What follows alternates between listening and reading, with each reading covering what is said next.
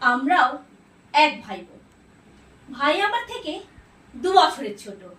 ওই যা হয়, ছেলে বলে একটু বেশি আদর্শ। বাবা লেদ কারখানায় কাজ করত, টানাটানির সংসার। তাই ছোটবেলা থেকে মাছের বড় পিসটা, গোটা ডিম সেদ্ধ, এগুলো কোনো কিছু নিয়েই আমি কোনোদিনও অভিযোগ করিনি। ইচ্ছে ছিল নার্সিং পড়ব, তাই 12 পাস করার পর বাবার আমাকে পড়তে দেননি। ভাই মাধ্যমিকে ভালো রেজাল্ট করে সায়েন্স নিয়ে পড়লো। পড়াশোনার অনেক খরচ, এক গাদা টিউশন দিতে হলো।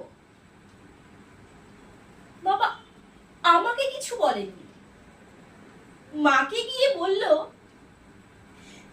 মুন্নিকে পড়িয়ে কি হবে, সেই তো বিয়ে হয়ে যাবে।